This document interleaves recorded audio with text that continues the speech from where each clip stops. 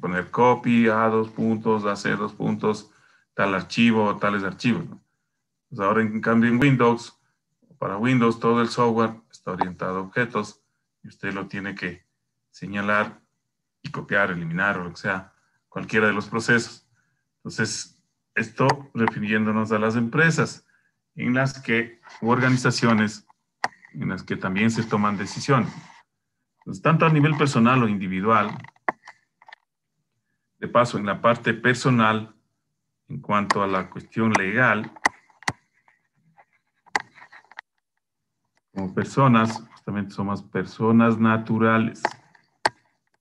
Vamos a utilizar esto también.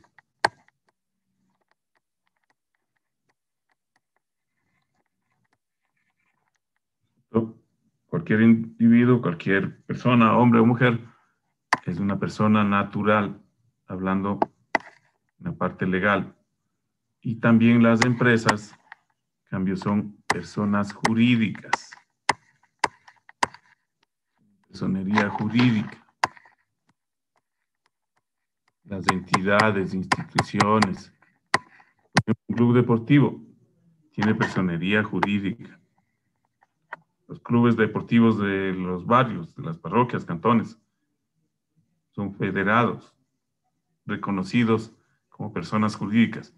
Por ejemplo, por la Federación Deportiva de Tungurahua o por la Federación Ecuatoriana de Fútbol. Y lo mismo cualquier empresa, entidad, organización, institución, son personas jurídicas, hablando legalmente, ¿no? ¿Alguna pregunta hasta aquí? Entonces, estos comentarios sobre el video, que los iremos haciendo, los iremos utilizando, y también sobre la parte administrativa, legal, ¿no? Entonces, como personas, tomamos decisiones y esas decisiones pueden incidir en el éxito individual o de cada persona e inclusive incidir en el bienestar de la sociedad, de toda la sociedad. Ya vamos a ver ejemplos y ustedes van a plantearlos también. Y en cuanto a las empresas, las decisiones inciden en el funcionamiento de las empresas y en el bienestar de la sociedad. Obviamente aquí en la nivel personal las tomamos como individuos, como personas, y a nivel organizacional o de empresas, obviamente los dueños, una pequeña empresa, gran empresa, los propietarios, los accionistas, los socios, los directivos, los ejecutivos, los ingenieros, etcétera, los técnicos, son los que toman las decisiones. Entonces, dependiendo o cualquiera que sea el tipo o magnitud de la empresa, ¿no? Hay varios tipos de empresas privadas, empresas públicas, empresas de economía mixta, ahora las de economía popular y solidaria, que en nuestro medio de Ambato, Tungurahua, el centro del país y todo el Ecuador son miles. Hay un buen número de empresas de la economía social y solidaria que se llama, y en nuestro país de economía popular y solidaria. Entonces, ¿en qué tipo de empresas tendremos socios, por ejemplo? ¿En qué tipo de empresas de las que hemos mencionado tendremos socios? Javier Jiménez.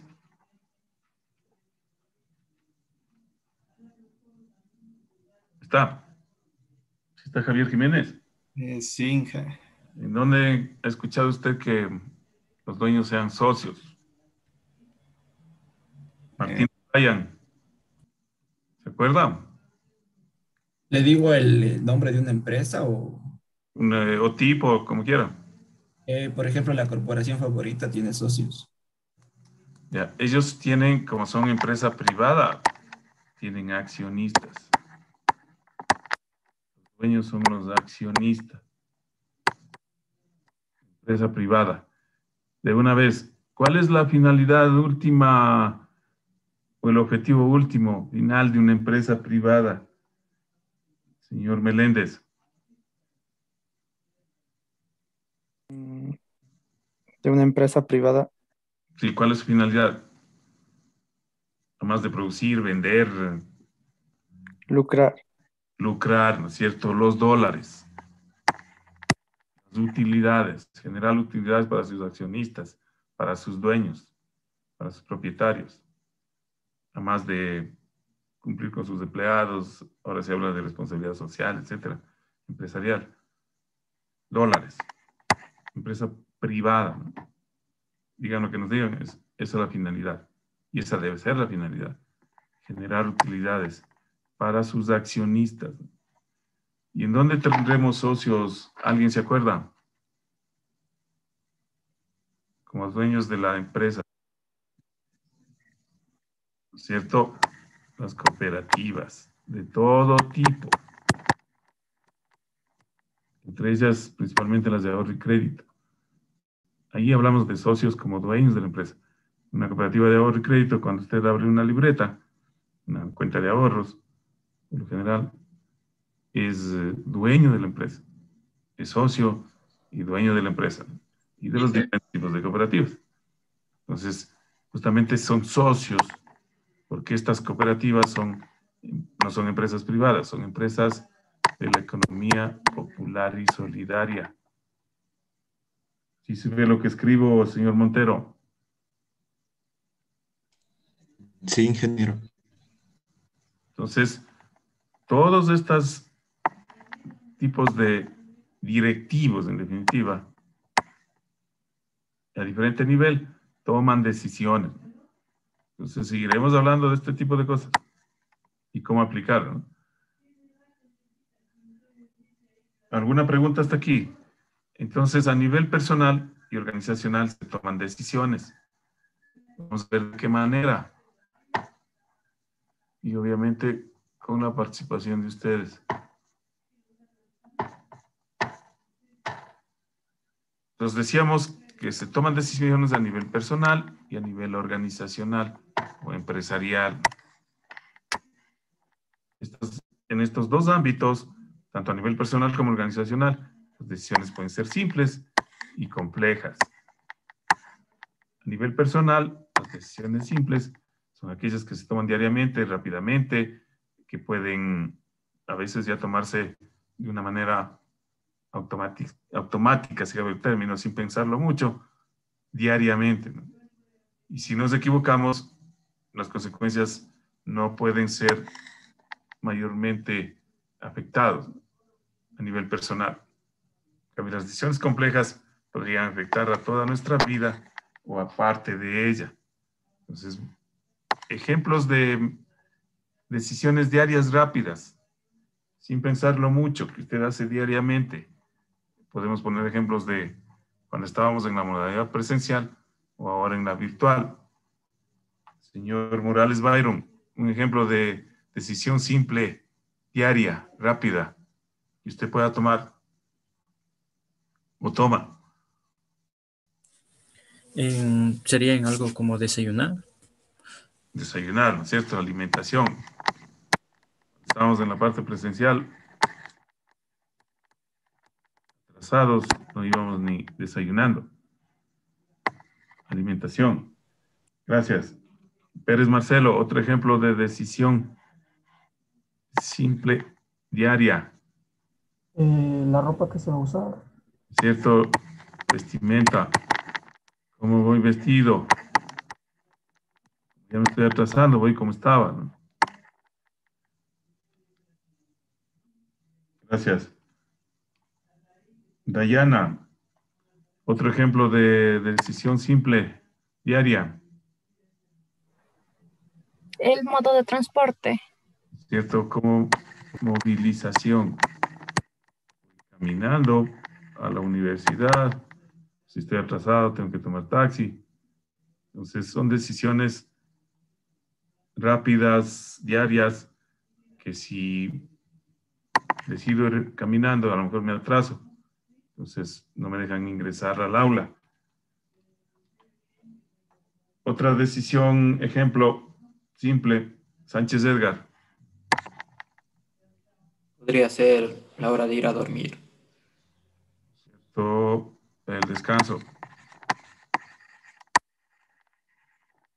¿Cómo es mi decisión para descansar? ¿A una hora fija? ¿A qué hora? Incluso a qué hora me levanto, etcétera. Gracias, Jessica.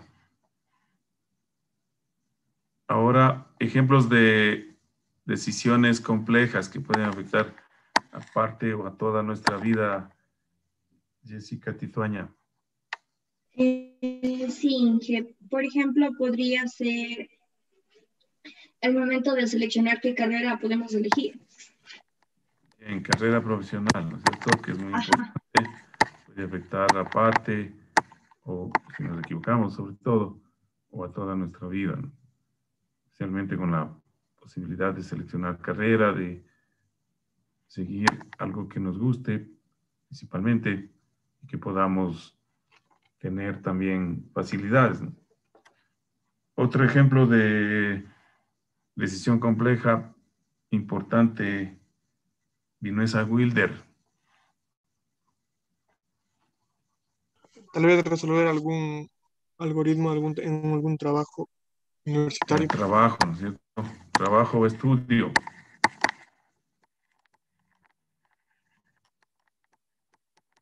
De acuerdo a ciertas circunstancias. Importante.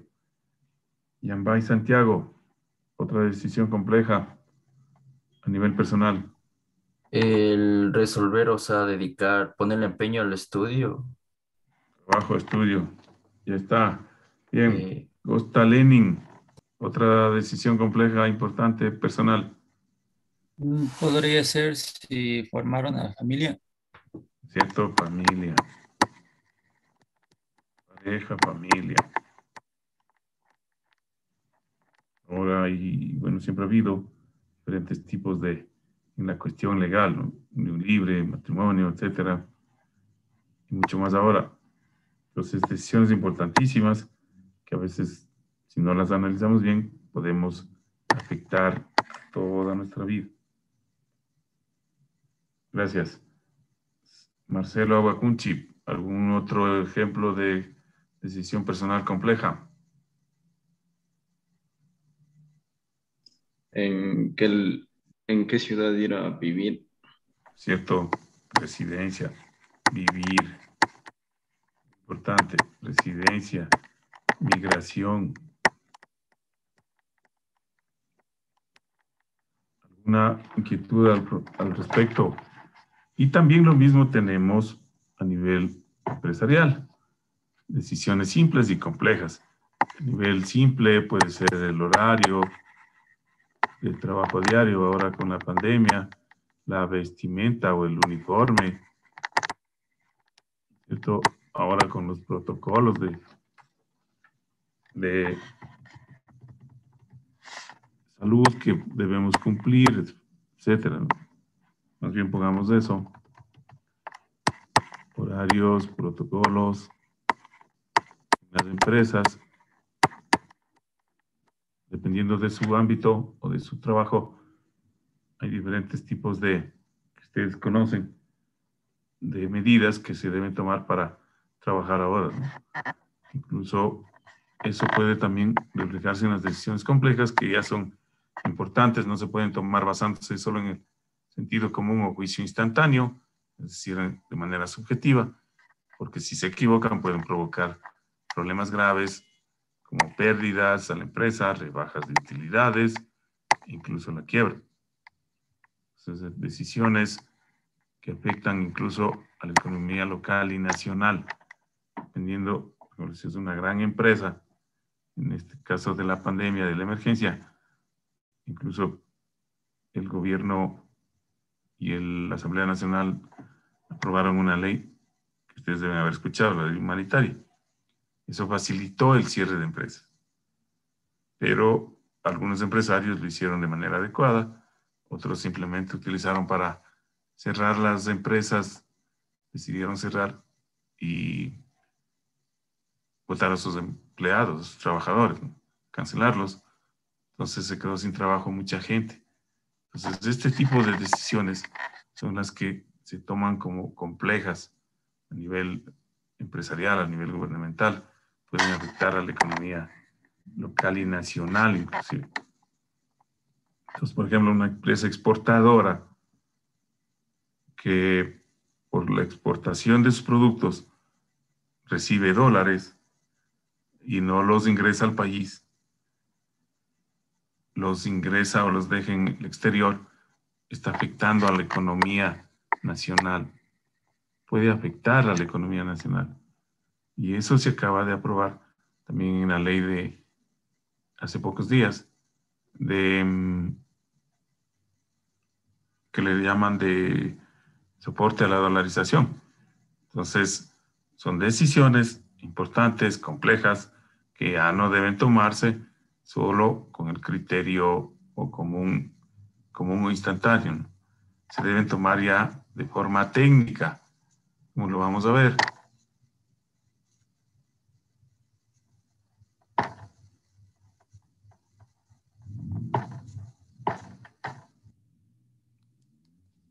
Por parte de los dirigentes de las empresas, que ya mencionamos, decisiones complejas, ¿no? Entonces, en las empresas modernas, los dirigentes deben tomar esas decisiones ya de manera inteligente, de manera técnica,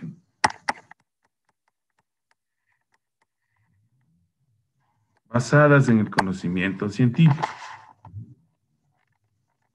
Y para eso, una de las formas es recurrir a la aplicación del método científico que ustedes ya revisaron en otras asignaturas, al inicio de la carrera o incluso en el colegio, para tomar decisiones correctas. La investigación operativa de operaciones utiliza un enfoque práctico. Les decía al inicio de la clase que esta materia es sumamente práctica. Un enfoque práctico del método científico aplica la investigación de operaciones.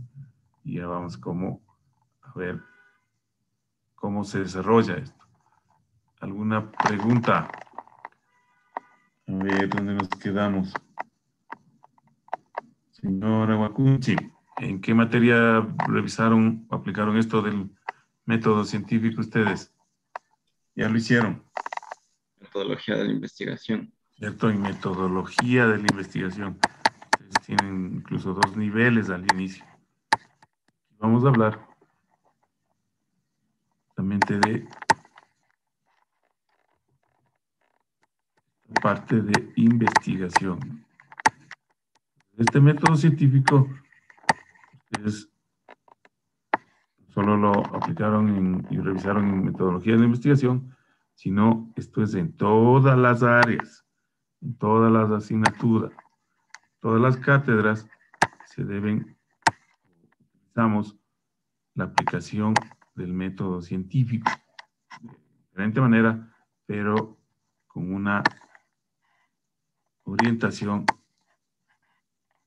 al método científico, a la utilización de la metodología de investigación.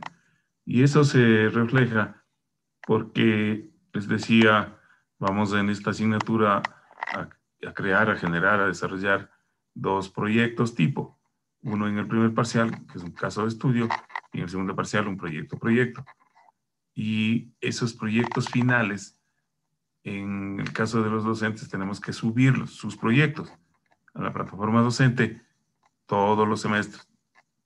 Entonces, ese proyecto que se sube está en el formato de aplicación del método científico, tipo artículo científico, en el formato que veremos y que aplicaremos. Y así lo tenemos que hacer todos los profesores en todas las materias. Entonces, la aplicación del método científico es en toda su carrera, e inclusive al finalizar, en el proceso de graduación. Titulación, ustedes vuelven a tener metodología de la investigación, pero ya aplicada a la tesis, que se llamaba antes, o a la graduación, que ahora se hace principalmente a través de lo que se conoce como un proyecto de investigación. Así está en el reglamento, inclusive es un reglamento nacional, ¿cierto? En séptimo, en caso de ustedes en octavo y noveno, con el cambio de malla, de pensum, mejor dicho, de reducción de la malla, de reducción de semestres, ustedes tienen 2 niveles ya para hacer el proyecto de graduación o el trabajo de graduación que le llaman, de acuerdo al reglamento nacional. Antes cuando se creó la Facultad de Ingeniería en Sistemas, sus carreras, cada facultad tenía su propio reglamento de graduación y reglamento de funcionamiento incluso. Entonces, por ejemplo, sistemas era la única facultad que tenía 10 semestres, la primera que pasó a semestres, se creó por semestres, 10 semestres de estudio, luego se estableció incluso un 11º semestre con el curso propedéutico, donde se recibían a todos los bachilleres que querían ingresar. Teníamos 10 paralelos. Para primero quedaban 6, y para segundo quedaban 4, y todos los semestres habríamos 10, 6 en octubre y en marzo. Entonces, teníamos un propio reglamento, y ese reglamento en graduación no teníamos egresados como ahora. La idea de la reducción de las mallas a nivel nacional y de semestres, y que en el último semestres ustedes se dediquen ya solo a graduación, tienen solo materias para graduación, es justamente algo similar, que no haya egresados. Entonces ahí no, en las primeras promociones de sistemas, la facultad de sistemas, y luego de electrónica industrial, no había egresados. Justamente para motivarles a que se gradúen, incluso obligarles. Creo que de las primeras promociones todos se graduaron. Y no se quedaban de egresados, como ocurre en los actuales momentos, tanto en la parte de ingenierías, licenciaturas y también de posgrados. Pues aquí vamos a indicar eso. El método científico se aplica en metodología, en la parte de graduación, en todas las cátedras y en todos los niveles de estudio de la educación superior. Y claro, desde la educación media también. Educación superior. Seguiremos aplicando esto, seguirán aplicando esto antes de graduarse y de ser posible también después de graduarse. Recuerden que tenemos varios niveles de educación. Antes se llamaba primaria, secundaria, superior. Ahora es el nivel básico, el nivel intermedio, las unidades educativas y la educación superior, que tiene 2 niveles. El tercer nivel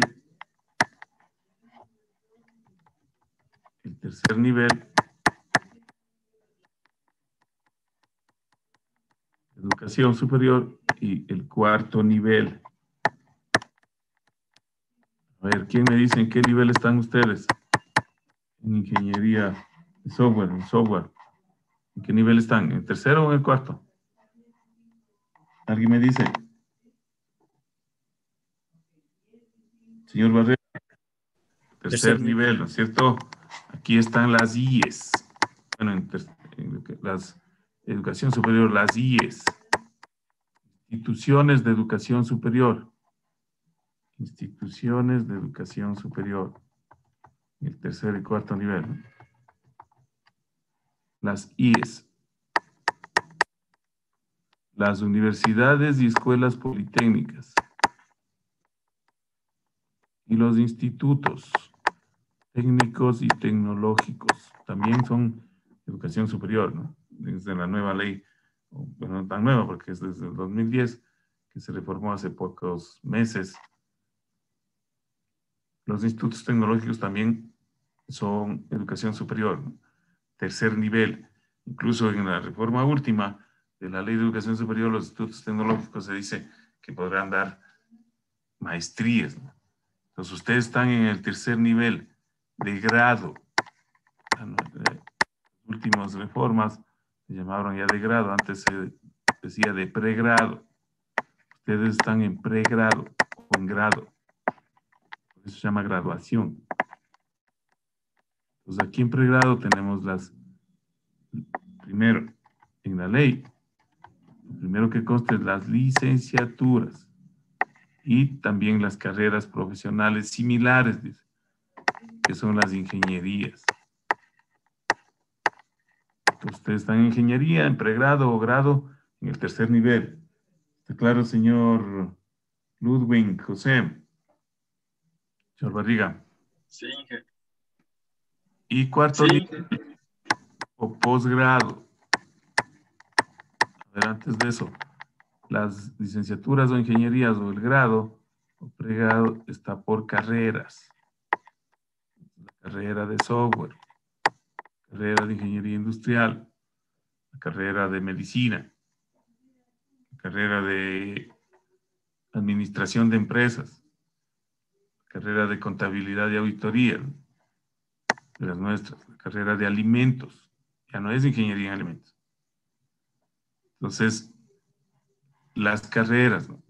Esto se normó a partir del 2013 con un nuevo reglamento, con este nuevo reglamento de los estudiantes de régimen académico que se llama, y también un reglamento de títulos y carreras. La idea era incluso unificar las mallas para, por ejemplo, cuando un estudiante se quiere cambiar de una universidad o politécnica a otra, ¿no? Que es un problema. Entonces, ahí se unificaron se eliminaron prácticamente los nombres y los títulos que tenían las carreras y las profesiones, los títulos. Porque antes de eso, cada universidad, cada facultad inclusive, ponía los nombres que consideraba, a veces no técnicamente, sino comercialmente, tanto en las universidades públicas como privadas. Al menos cuando antes de esta ley existían muchísimas universidades privadas que recordarán fueron cerradas en el 2014. Tanto las públicas como privadas ponían los nombres y los títulos que consideraban. Entonces ahora con ese reglamento nuevo se estandarizó a nivel nacional, especialmente con las denominaciones de facultades o carreras, mejor dicho, y títulos de acuerdo al nivel internacional. Pues la ingeniería industrial, por ejemplo, software, electrónica, sistemas, etcétera, ya adoptaron en las nuevas carreras la terminología o la denominación internacional. Nuestra carrera de ingeniería industrial, por ejemplo, se llamaba, inicialmente se creó mediante un proyecto como ingeniería en diseño industrial y automatización. Hubo problemas con la actual Escuela de Artes, o ahora Facultad de Arquitectura, y incluso que ya le han eliminado lo de Artes, Arquitectura y Diseño, creo que es, y se tuvo que cambiar el nombre cuando recién se creó, cuando recién se ofertó o se recibían los primeros bachilleres. Entonces ahí se cambió a ingeniería industrial en procesos de automatización. Y en otras universidades se llamaba diferente. Entonces, igual, por ejemplo, medicina, ¿no? El título era doctor, o los abogados, doctor en jurisprudencia, en doctores de pregrado, en ciencias humanas, en ciencias administrativas, en auditoría, había los grados o los títulos de licenciatura y de doctor en pregrado. Y eso ocurría solo en nuestro país. Y inclusive de ingeniería, de ingenieros. Mi facultad se llamaba Facultad de Administración de Empresas en Les Pois, se llama todavía así. Y mi carrera y mi título era de ingeniero de empresas, ingeniería de empresas, que de acuerdo al estándar internacional que ahora se adoptó, es administración de empresas. Entonces el título no debía ser ingeniero de empresas, yo soy ingeniero de empresas, debía ser administrador, o luego daba también, por ejemplo, ingeniero en contabilidad y auditoría, después de la licenciatura. Simplemente ahora son auditores. Auditor, economista, médico, abogado, directo, ¿no? O ingeniero industrial, ingeniero en telecomunicaciones, ingeniero en software. Entonces, estos reglamentos últimos normaron eso, normaron, estandarizaron a nivel nacional y también normaron el posgrado, la ley y los reglamentos. Entonces, en posgrado, antes teníamos diplomados, por ejemplo, 6 meses, un semestre, que también daban en la UTA, ¿no? Entonces, ahora quedamos con desde especialidad.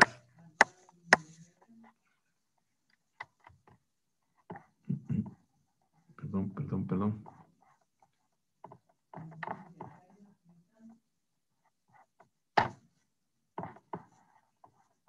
Aquí se me ingresó un ratito.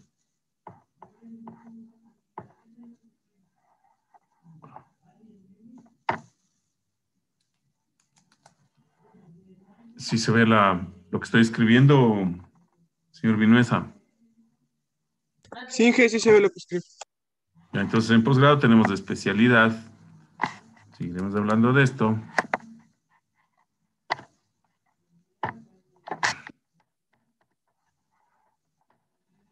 Especialidad.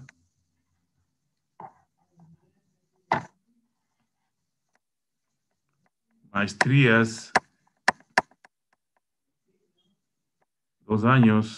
Ahora por la pandemia hubo estas reformas a los pensum, a los reglamentos académicos por parte del CES, el Consejo de Educación Superior, es quien emite todas estas reglamentaciones. Entonces las maestrías han bajado incluso a 1 año. Tenemos maestrías profesionalizantes, como las que damos en la UTA, que le especializan a usted en algo, en algún tema específico, y las maestrías de investigación, 3 años. En nuestro medio prácticamente no hay maestrías de investigación. Y luego tenemos los doctorados, los PhDs de posgrado, no de pregrado o de grado. 4 o 5 años, pura investigación. Dependiendo de cómo esté el programa, a veces es solo investigación, a veces sí hay una parte de maestría de investigación para pasar al doctorado, pero es el último nivel. Inclusive el doctorado, el PhD, tiene otro subnivel, otro nivel más avanzado, que tampoco hay en nuestro país. Se llaman los postdoctorados. O bueno, hay en una universidad internacional. Postdoctorados. Usted después de ser PhD puede hacer postdoctorado, que es hacer un proyecto de investigación. Entonces, decía, maestrías de investigación y doctorados hay muy pocos en el país. Hay en 4 universidades. En 2 que son internacionales, como la Flaxo, a lo mejor escucharon, es la Facultad Latinoamericana de Comunicación Social, justamente es una universidad de toda Latinoamérica. Está desde México hasta Argentina, hasta Chile, ¿no? Y en todos los países tiene sus sedes. Entonces ahí hay doctorados en la parte social. También la Universidad Andina Simón Bolívar, que es del Pacto Andino. En todos sus países del Pacto Andino, de la región andina, hay una sede, ¿no? O varias sedes. Entonces, en esa universidad también hay doctorados o PhDs de carácter especialmente en el área social, empresarial, ¿no? Y en universidades locales o nacionales, en la Politécnica Nacional y en la Escuela Politécnica de Litoral, tenemos también doctorados presenciales, ¿no? Tiempo completo. Y maestrías en investigación también. Es un poco complejo armar este tipo de cursos, de programas. En la Andina Simón Bolívar, por ejemplo, hay postdoctorados en investigación en la parte social, administrativa, que se ofertan a los doctores o PhDs. Entonces, en todos, ¿por qué me refiero a esto? Porque en todos estos niveles, hasta el postdoctorado, desde la ingeniería, desde la licenciatura, aplicamos especialmente en lo de graduación. En la titulación aplicamos el método científico. En los proyectos de investigación a nivel de grado. Ustedes, por el momento, está así el reglamento de graduación, ¿no? Ya no se hacen tesis, se hace un proyecto de investigación que es una parte de las tesis. Bastante limitado a mi criterio. Y las tesis se hicieron para los proyectos de investigación para pregrado y las tesis para posgrado. Posgrado ya se hacen tesis, desde maestría, desde especialista incluso, hacen una monografía. Y ahí también se aplica la metodología de la investigación, el método científico en las universidades y escuelas politécnicas del país y del mundo. Entonces, en el reglamento de graduación de la UTA y de todo el país, porque ya es uno solo a nivel nacional, existen varias modalidades de graduación que me voy a permitir anotarlas acá. Entonces, hay una modalidad obligatoria que es el examen complexivo o la prueba complexiva. Examen complexivo obligatorio. Esto deben ofrecer a sus estudiantes, a sus egresados, todas las universidades y facultades y carreras del país. Es obligatorio. Y otras modalidades, como son el proyecto de investigación. Entonces, cada universidad escoge qué tipo de proyecto de investigación ofrece a sus estudiantes para que se gradúen. Hay 17 modalidades en el reglamento. Cada universidad y cada facultad, cada carrera escoge, por facultad en el caso de la UTA, y en nuestra facultad hay examen comprensivo y proyecto de investigación, en la mayoría, ¿no? Proyecto de investigación que a su vez se puede dividir en proyecto de investigación y en un artículo académico, le llaman. O es un artículo científico que también debe ser el resultado de un proyecto de investigación, de haber desarrollado un proyecto de investigación. Entonces, en definitiva es investigación, estas modalidades. En el caso de nuestra facultad, el 99,99% se gradúa, al menos en estos últimos años y semestres, por proyecto de investigación.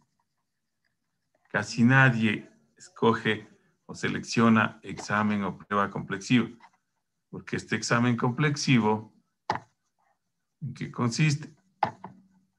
Consiste en que los profesores, especialmente los de las materias de especialidad, valga la redundancia, crean preguntas. Todos los semestres generamos preguntas para la prueba complexiva. Entonces, en un determinado tiempo, en una hora, usted tiene que contestar a 100 preguntas, 200 preguntas, dependiendo de la carrera. Y también en el caso de la facultad, en el caso de las ingenierías de la facultad, tienen que desarrollar en hora, hora y media, un caso de estudio en el laboratorio. ¿Sí? Ya veremos el formato de esto, que lo vamos a aplicar en caso de estudio. Entonces, las dos cosas tienen que aprobar para graduarse, si escoge examen complexivo. Entonces, en el caso de las 3 carreras cuyas mallas están concluyendo, Ingeniería en Sistemas Computacionales e Informáticos, Ingeniería Industrial en Procesos de Automatización, e Ingeniería en Electrónica y Comunicaciones, repito, el 99,99%, por no decir el 100%, se gradúan con proyectos de investigación. En electrónica creo que nadie ha optado por esa modalidad. En sistemas en los últimos semestres hubo 1, creo que en industrial igual 1 o ninguno. Entonces, ¿qué es una diferencia con algunas otras facultades en el examen complexivo? En cambio, el porcentaje es bastante alto, ¿no? Entonces eso depende del tipo de carrera también y de la decisión del estudiante. Entonces, si usted se decide a estudiar las materias de su especialidad principalmente y dar la prueba, también las prácticas, los laboratorios, puede presentarse también al caso de estudio. Entiendo que se graduaron, los que se han presentado se han graduado, ¿no? Es un poco más complejo en las ingenierías, pero sí existe esa opción. ¿Alguna pregunta hasta aquí? Entonces, aquí para resaltar la utilización del método científico, que ya vamos a ver ejemplos y cuestiones prácticas. También en las universidades y escuelas politécnicas, tanto en pregrado como posgrado, se utiliza el método científico en lo que se llama, tiene el mismo nombre de los grados, de pregrado, los proyectos, así se llaman, proyectos de investigación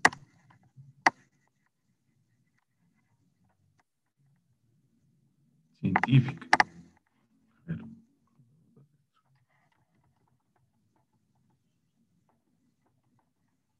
Proyectos de investigación científica.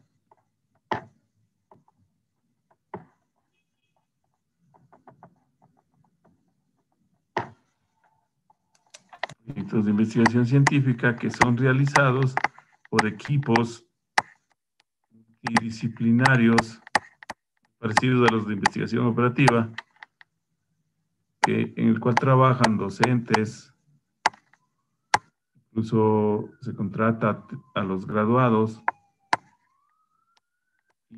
y en la reglamentación última ya permite a los estudiantes.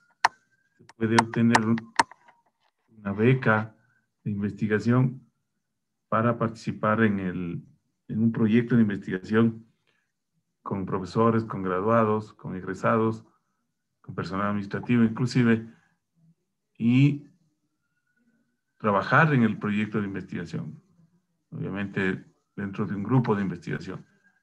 Inclusive en la última reglamentación, también por lo de la pandemia y un poco antes, usted puede hacer prácticas preprofesionales, puede cargar como prácticas preprofesionales su participación como estudiante en los proyectos científicos.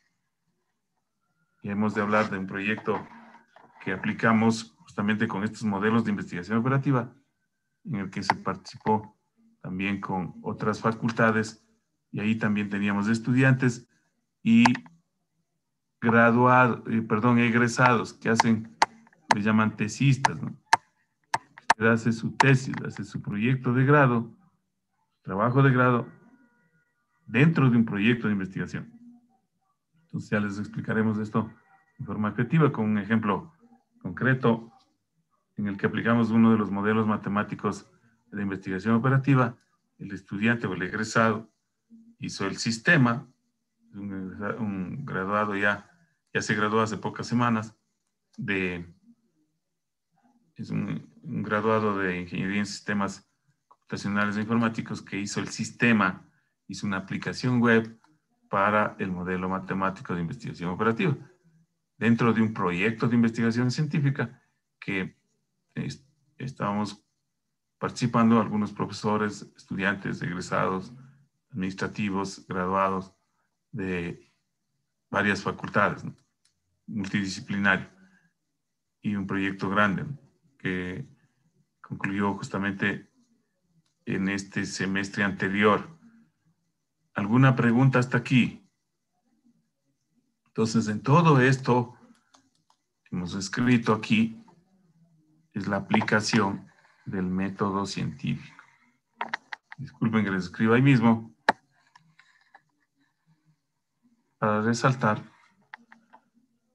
su utilización, y como veremos, iremos aplicando en todo el semestre esto del método científico, y ustedes lo seguirán aplicando en todas sus materias y en todos los niveles. ¿Alguna pregunta hasta aquí? ¿Está claro? ¿Alguna pregunta? ¿Alguna inquietud? Entonces vamos a revisar con ustedes, ustedes van a armar un ejemplo de cómo se aplica de manera general y en investigación operativa, de forma específica, el método científico, aplicando, repito, procedimientos, algoritmos para las decisiones complejas. Toma de decisiones empresariales que nos permiten estas metodologías evitar incertidumbres, aplicando modelos y técnicas matemáticas. Lo vamos a hacer mejorando la calidad de decisión de los directivos. Ya no se puede tomar decisiones, como vamos a ver en los ejemplos, de manera subjetiva. Entonces, en la parte de investigación, los equipos de investigación, como se hizo en investigación operativa, buscan la naturaleza real del problema. ¿Se acuerdan en metodología? Ustedes los trabajos y los estudios los hacían basados en el problema. Y en la primera clase también lo señalamos, ¿no? Los modelos matemáticos de investigación operativa salen del análisis de los problemas. Se analiza el problema y sale el tema del proyecto de investigación, por ejemplo. Y así debería ser en todas las modalidades de graduación. En el proyecto de pregrado, en la tesis de posgrado, en la tesis de doctorado, en el proyecto de investigación científica. Se tiene que partir del problema. Entonces, ustedes ya han hecho eso, ya han realizado. Y aquí lo vamos a ratificar, ¿no? Y por lo tanto, las decisiones ya se basan en criterios objetivos y explícitos y no de manera subjetiva. Criterios objetivos y técnicos. Tomáramos nuestras decisiones de manera técnica a nivel empresarial, a nivel gubernamental, sería otro tipo de nivel de decisiones, la calidad de decisiones. Entonces, por ejemplo, se ponían de ejemplo de estas decisiones basadas en criterios objetivos y técnicos, lo que está sucediendo en nuestro país y en el mundo con la pandemia, ¿no? Y hablaremos de eso también en proyectos, la cuestión de la vacunación. Entonces, unos analistas o autores dicen que no existe plan de vacunación. Otros que sí existe. Y otros dicen que debió haberse hecho ese plan de manera técnica, utilizando, por ejemplo, tecnologías últimas como Big Data y otras, ¿no? Inteligencia artificial, mining, etc.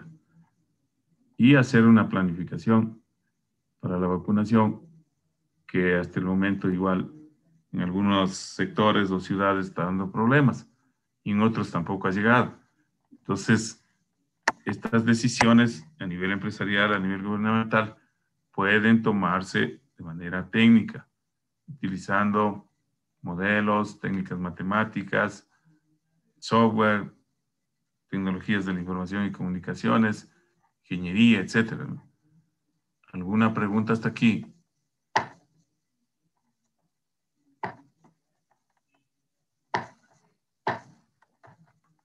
Entonces, para poder reflejar y acordarnos del método científico,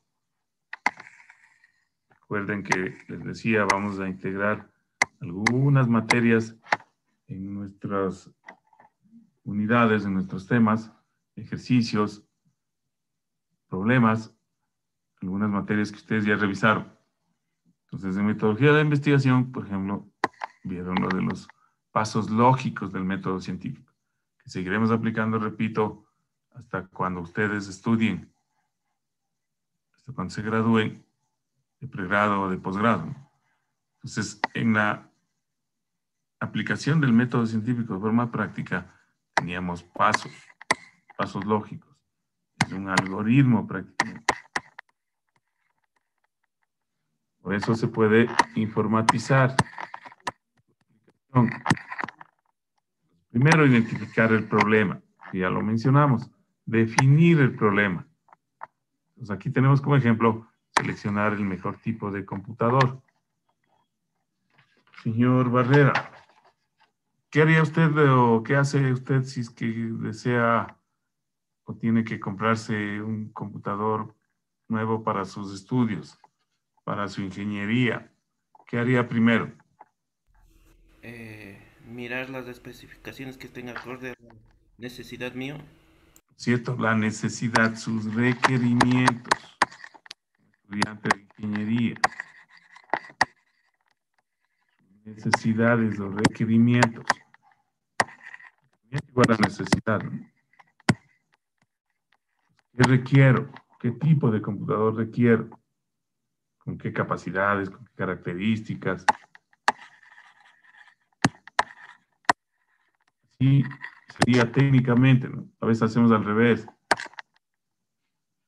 Señor Barriga, una vez que ya tiene usted sus requerimientos, ya sabe qué tipo de computador quiere, con qué características, qué normalmente hace o qué procedería a hacer. El presupuesto y que también. ¿No es cierto? Presupuesto, pero ¿cómo? Obviamente esto incide, ¿no? También el presupuesto, los dólares. Bien. Señor Cata, ¿qué más haría? Ya tiene el requerimiento, ya sabe su presupuesto. ¿Qué haría para adquirir ya Ya proceder a la compra. Bien, pero ¿qué haría para proceder a la compra? Porque ahora puede usted comprar en línea o ir a un almacén, a una empresa especializada en la venta de computadores. ¿Pero qué Ver haría? el método de pago. ¿Cierto? El método de pago, incluso eso, usted pide proformas de las ofertas que ofrece el mercado, ¿cierto? Facilidades de pago, presupuesto o el precio de venta, qué tipo de computadores le ofrecen, con qué capacidades, con qué versiones, con qué características, ¿no es cierto? Entonces, compara sus requerimientos con las ofertas y decide, toma la decisión. Entonces, es una decisión a nivel personal. Entonces, para el caso del ejemplo, para que se vuelva una decisión compleja, se trataba de un caso práctico real que ocurrió hace pocos semestres en la Universidad Técnica de Ambato. Se trataba de adquirir o seleccionar el mejor tipo de computador para una compra de 200 computadores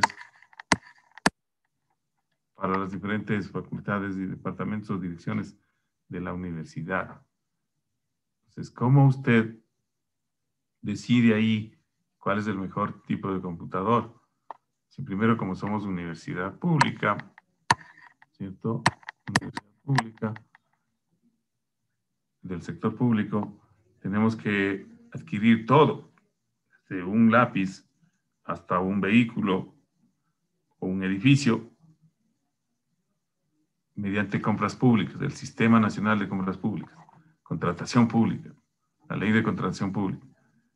Y primero. Y segundo, hacerlo de manera técnica. Entonces, la universidad tuvo que armar un concurso público donde una comisión de técnicos, de ingenieros, de auditores, de abogados, arma las bases del concurso que se llama un concurso nacional. Ahora se le llaman términos de referencia o pliegos de contratación, donde está justamente lo que requiere la universidad. Los 200 computadores, algunas facultades pedían software especializado, periféricos especializados también, y lo principal eran los 200 computadores. Entonces se convocan a concurso a nivel nacional y se presentan las empresas de todo el país, distribuidores nacionales, locales, etcétera. Y habían como 25 empresas que algunas de ellas presentaban 2, 3 ofertas o posibilidades, por ejemplo, 3 tipos de computador o marcas, y llegaba total a 40 ofertas, 40 tipos de computadores.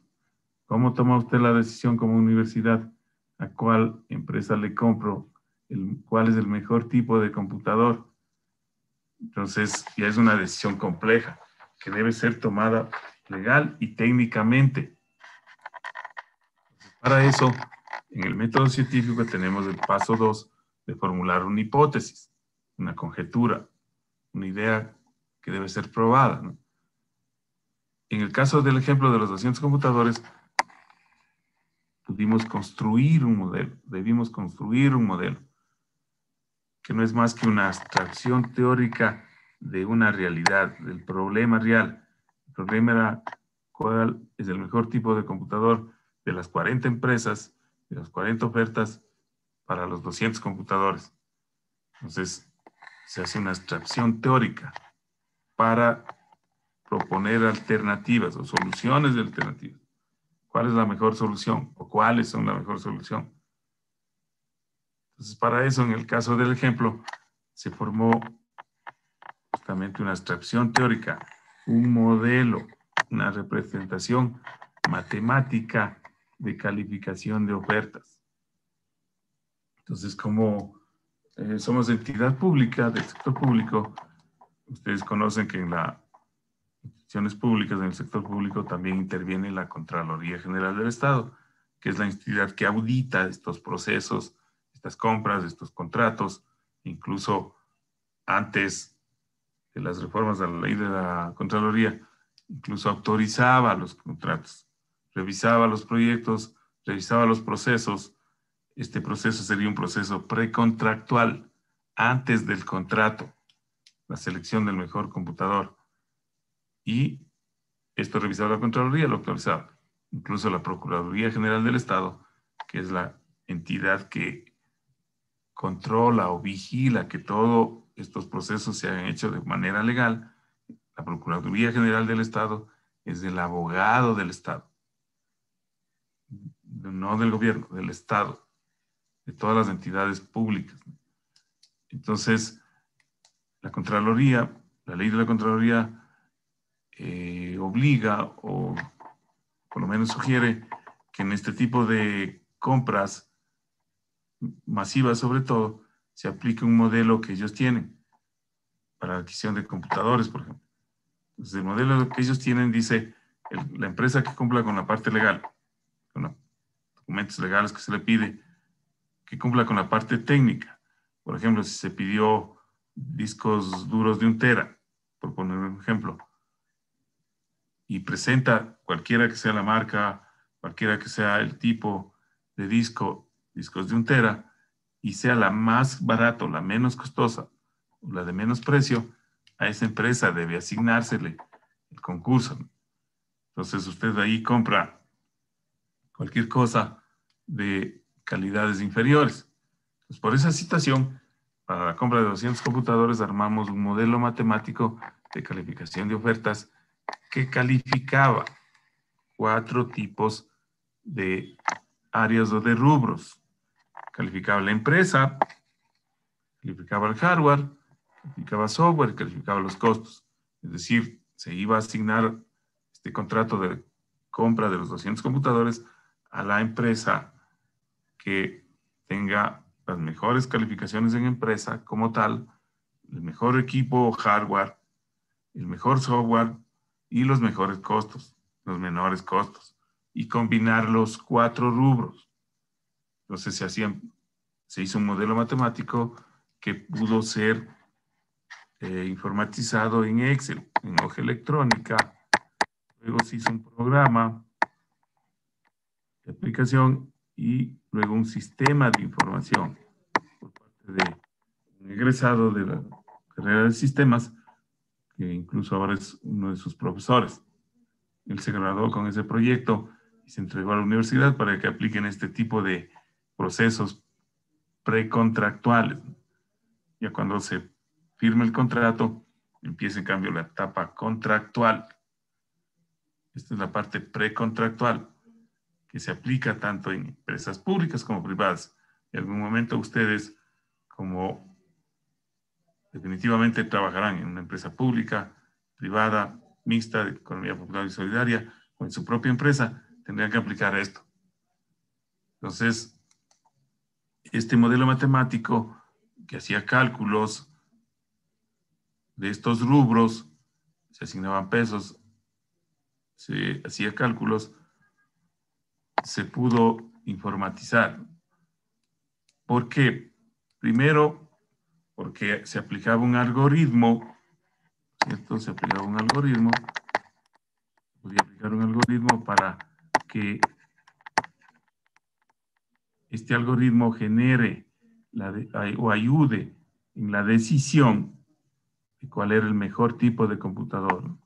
El mejor PC. Y segundo, porque al tener 40 ofertas, 40 tipos de computadores, los datos, la cantidad de datos ya requerían, no se podía haber hecho esta selección manualmente. Entonces esto necesitaba ya software,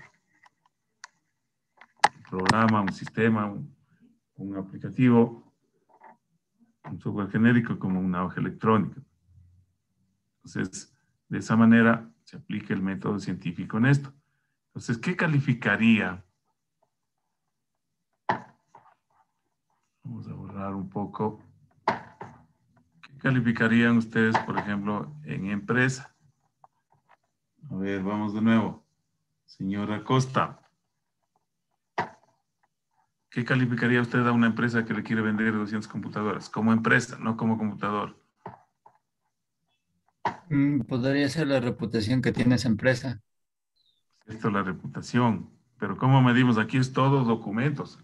¿Cómo demuestra su reputación una empresa?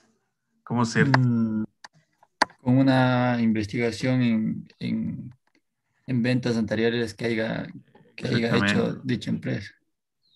Muy bien. Certificados de clientes anteriores se llama concretamente. Pues ahí les certifican de que les vendió, de que cumplió, de que los productos eran adecuados, buenos.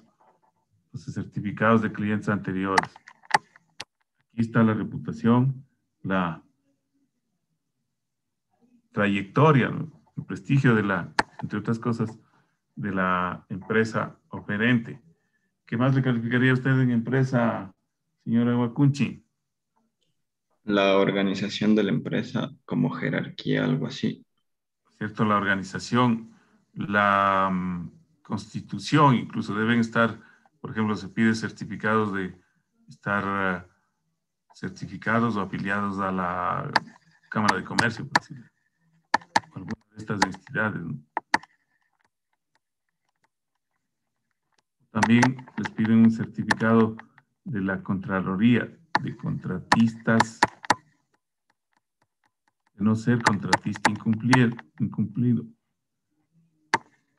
Contratistas por parte de la Contraloría.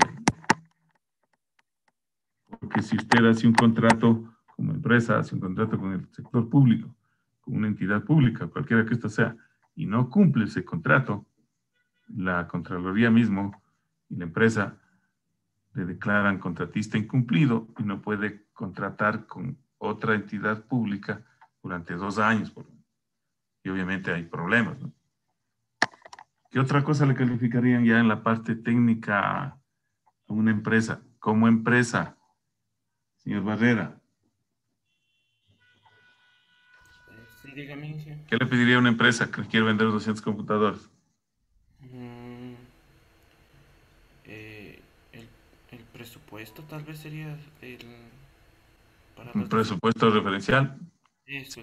Pero eso un poco podría entrar en los costos, ¿no? Bien.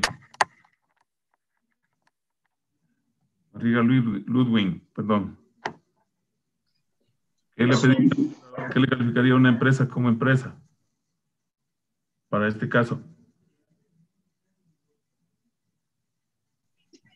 ¿Alguien? Esto podría ser un historial de ventas. Ya estaría en los clientes anteriores, ¿no? Claro, volumen de ventas. Ventas. Bien. Señor Cata, ¿qué le pedimos a una empresa? La tecnología con la que ésta se maneja. ¿No es cierto? La tecnología. Si son distribuidores nacionales, por ejemplo. dependiendo de los procesos, el tipo de proceso de compra, cuando usted hace este tipo de compras o de concursos, pero no necesariamente en este concurso, porque justamente es concurso, ¿no? En otros tipos de compras por el monto, si usted certifica como empresa vendedora, que es distribuidor nacional exclusivo, a usted tienen que asignarle el contrato. Entonces, también puede certificarse eso, ¿no? Señor García Andrés, hay un aspecto importantísimo que se le debe pedir a las empresas para calificarlo como empresa vendedora de estos 200 computadores. ¿Cuál será? Tal vez que los productos sean de buena calidad o que estén certificados. No sé. Es cierto. ¿Cómo certifica usted esa calidad? ¿Cómo se llama eso? ¿Alguien se acuerda? Está bien, pero tiene un nombre eso. Control de calidad. Sí. ¿Alguien se acuerda? Certificación ISO. La certificación ISO. Muy bien. Pero eso está dentro de un documento o de documentos que se llaman, son de carácter económico y también técnico. ¿Alguien se acuerda? Las garantías. Entonces, hay varios tipos de garantías que usted le debe pedir a esa empresa, a todas las empresas. Garantía económica, incluso dependiendo del tipo de concurso. Bueno, ahora por compras públicas, las empresas deben pagar para comprar las bases, para comprar los requerimientos, el documento que le llaman ahora pliegos, términos de referencia, que son las bases del concurso, donde están los requerimientos que requiere, que pide la universidad, en este caso. Las empresas concursantes o oferentes tienen que pagar, comprar esas bases, ¿no? Por un valor. No sé, si el contrato es de $100,000, las bases valdrán $1,000, o sea, un porcentaje del contrato total. Y cuando ya se firme el contrato, también hay varias garantías económicas, ¿no? Una, por ejemplo, por el anticipo. Se le va a dar anticipo, y todos estos tipos de garantías, la empresa contratista tiene que presentar una garantía bancaria, un banco, de una aseguradora. Y también cuando se entrega, por la entrega, que obviamente tiene un plazo. Si no entrega bien o entrega mal lo que contrataron, el contratante, en este caso la universidad, puede ejecutar las garantías a la empresa, ¿no?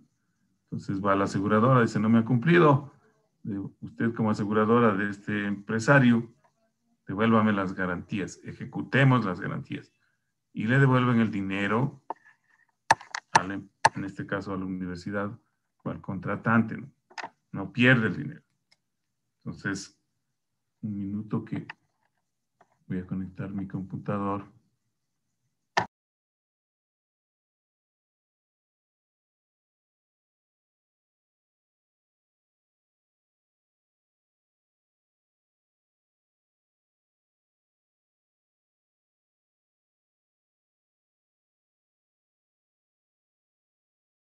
Entonces decíamos las garantías económicas, garantías técnicas. Esto se califica de manera subjetiva y manera objetiva. Entonces las garantías técnicas están lo que todos ustedes decían, principalmente del computador, ¿no? La calidad. Y especialmente, por ejemplo, la parte de mantenimiento. ¿Qué tipo de mantenimiento existen para cualquier tipo de máquina? En este caso, para los computadores. Katy Bayan. Puede ser un mantenimiento de lo que se refiere a la parte externa, o sea, del hardware, o también puede ser actualizaciones de los software que vienen preinstalados, todas las licencias existentes. Está muy bien. Pero tiene un nombre ese mantenimiento. Un soporte técnico. técnico, mantenimiento. ¿Alguien se acuerda? Preventivo, correctivo. Preventivo, ¿no es cierto? Preventivo. Mantenimiento preventivo. Y ya lo menciona su compañera. Correctivo. ¿Cuánto es el mantenimiento correctivo, señor Jiménez? El preventivo, como dice su compañero, para prevenir, para actualizar, para cuando ya se ha daño. producido el fallo, cuando hay algún... Ya cuando se daña algo, correctivo, tiene que cambiar las partes, piezas, software, lo que sea. Correctivo, ¿no es cierto? Entonces, se les pedía garantías técnicas de esa parte, por ejemplo. Y algunas empresas, bueno, decían, yo voy a hacer un mantenimiento preventivo cada 3 meses, cada 6 meses, una vez al año. Empresas como IBM del Ecuador, sus partners, sus distribuidores de PCs, la IBM del Ecuador desde hace algunos años solo distribuye como empresa, como IBM del Ecuador, los grandes computadores, los servidores. Y los partners, los socios, empresas distribuidoras, venden los PCs. Entonces ellos decían, por ejemplo, no damos garantía de mantenimiento. Nuestros computadores son de calidad, como decían ustedes, cumplen con las ISO, etcétera, a nivel mundial. Y si se daña algo, lo cambiamos. 3 años de garantía. Contra defectos de fabricación, etcétera. Entonces, todo eso se calificaba en empresa. Todo eso se calificaba en empresa. ¿Alguna pregunta? ¿Qué calificaríamos en hardware, en el equipo? Señor Jiménez, ¿qué le calificaría usted a los computadores que quiere comprar 200 en hardware, en lo físico? Hay 4 aspectos importantes que usted debe calificar o tomar en cuenta además de otros, ¿no? Son como 20. Pero hay 4 principales que usted debe tomar en cuenta en un computador o en las capacidades de un computador para comprarlo. Sería...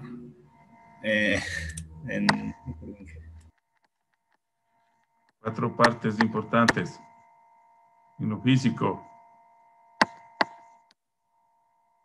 Señor López, Luis, Steven, ¿qué calificaría usted en hardware como importante? La procedencia también se calificó. Entonces, procedencia es algo subjetivo, ¿no? Entonces aquí se calificaban de forma subjetiva y objetiva, pero principalmente de forma cualitativa, subjetiva, calidad y también principalmente cuantitativa. Y todo, así sea cualitativo, lo cambiábamos a cuantitativo. Todo de 1 a 10, sobre 10. Entonces, ¿cómo califica usted procedencia, señor López? Por ejemplo, ¿a quién le pone a Made in USA, Made in México, Made in España, los clones nacionales? ¿Cómo le pone procedencia 10? ¿Cuál? ¿Cómo calificaríamos procedencia? Usted mismo.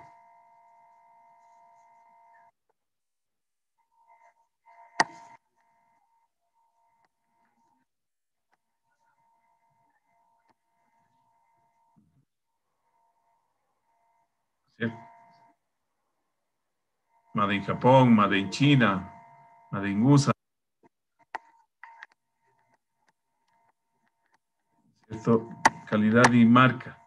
Son 2 aspectos que se calificaba también, que por ejemplo la Contraloría no califica, o no tienen su modelo, y que esto es subjetivo, porque un técnico o un ingeniero puede decir, para mí Made in USA es mejor que Made in China, o Made in Japón es lo mejor, o Dell o IBM es lo mejor, o Hewlett Packard es lo mejor. El otro puede decir, no, para mí lo mejor es Lenovo. Entonces, para evitar esa subjetividad y hacerlo de forma técnica, como dice el compañero, la procedencia, la reputación, la miden. Hay empresas especializadas que hacen estos benchmark, los exámenes de rendimiento, las pruebas de rendimiento, ahora los ranking, y sale todos los meses, ahora en internet o en revistas especializadas que antes eran físicas únicamente, pero todos los meses, incluso aquí en el país había. Entiendo que habían hasta hace poco tiempo la PC World, PC Magazine, etcétera, que ahora usted encuentra en internet, sobre todo los rankings, los benchmark, el rendimiento, etcétera. Entonces sale el mejor procesador del mes, o el mejor computador del mes, por rendimientos, por capacidades, por todas las características que vamos a seguir anotando. Y entonces ahí usted puede técnicamente, con los informes, con los reportes internacionales, calificar y ponerle 10 a la empresa o a la máquina que está catalogada internacionalmente o mundialmente como las mejores. Entonces, eso también se calificaba. Cristina López, ¿qué calificaría usted en Harvard? Importante. Hay 4 rubros, 4 partes de un computador. A ver. En lo físico. Que permiten, bueno, hay muchas partes, ¿no? Pero son las principales partes que permiten un funcionamiento adecuado. Dependiendo de su magnitud, sus características, la computadora es avanzada, el físico. A ver, López Marco, ¿qué calificaría usted? Rápido. La serie. La serie. También subjetivo. Martínez Bryan, en lo físico, en los componentes. Material de construcción. ¿Cómo lo certifica eso? Podría ser mediante de las certificados ISO, por ejemplo, algunos pueden ser hechos componentes electrónicos. Pero eso ya se calificaría en empresa. Meléndez Anthony, ¿qué parte del computador calificaría? Almacenamiento. Almacenamiento. En definitiva, el disco duro. O el disco, ¿no? Sí. Porque puede ser ahora disco compacto, disco sintético, sólido, normal, etcétera. Sus características, qué tipo de disco. En el disco duro usted puede calificar varias cosas, tipo, capacidad, pero principalmente numéricas. Estas son cuantificables, cantidades. En un disco, ¿qué puede calificar, señor Morales? ¿Qué tiene un disco? El tipo de almacenamiento que tenga. Ya, el tipo de almacenamiento. ¿Qué más? Si es sólido o el otro. Bueno, ahí estarían en los tipos y todo eso, ¿no? En cuanto a cantidades, Marcelo Pérez, ¿qué calificaría en el disco? Perdón, no Lo dijo su compañera. Se cortó la primera parte, no le escuché lo que dijo. ¿Qué calificaría usted en un disco duro? La capacidad de lectura y escritura La capacidad, el volumen, teras, 2 teras, etc. ¿Qué más puede calificar en el disco? Dayana, ya lo dijo su compañero. La capacidad, el tipo. ¿Qué más tiene? Que es importante en un disco duro, no solo la capacidad. Dayana, la velocidad de acceso. Mientras menor es más rápido.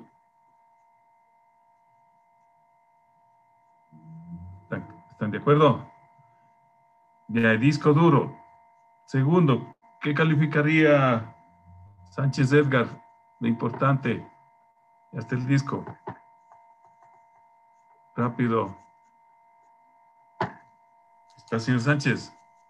Sí, sí estoy del disco duro. A ver, ¿qué más del disco? Aparte del disco, otra cosa. Otra parte. ¿Podría ser la procedencia del mismo? Y también la procedencia, ¿no? Cuando son computadores originales o de calidad, incluso el disco viene con la misma marca, por ejemplo, HP,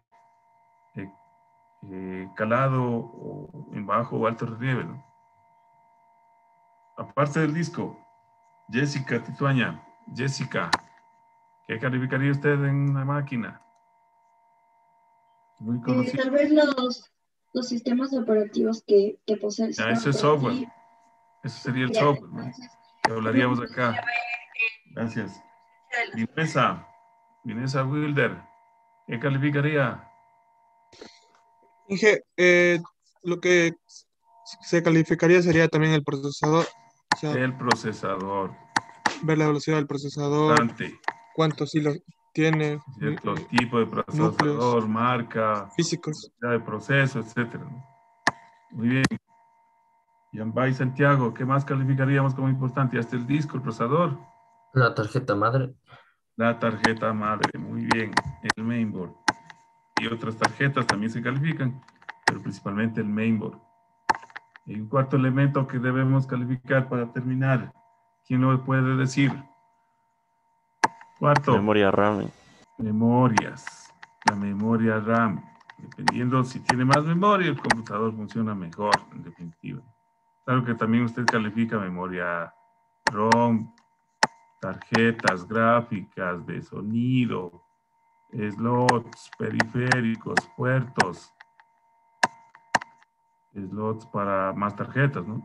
Puertos, periféricos, por ejemplo, monitor, pantalla, dimensiones, marca, también si tiene mouse, integrados, etcétera, ¿no? Pero principalmente estos cuatro aspectos. Entonces se calificaba como son, la mayoría son cuantificables, con números. Entonces al que más tiene 10, al resto regla de 3, o como en el caso de procedencia, marca, se hacía una tabla y igual al de mejor procedencia considerado marca 10 y al resto regla de 3. Entonces, en la siguiente clase seguiremos con lo de software y costos. ¿Alguna pregunta? Bien, no se olviden de desarrollar lo de la tutoría académica. Entonces yo reviso en la noche o mañana y le comunicaré al compañero coordinador del grupo de WhatsApp el informe, quienes lo han hecho, quienes no lo han hecho, por ejemplo. ¿Alguna pregunta? Ingeniero, disculpe una pregunta. Para la cuestión de las tutorías, no me quedó muy claro si hoy tenemos que conectarnos de 3 a 4 o solamente tenemos que resolver el foro.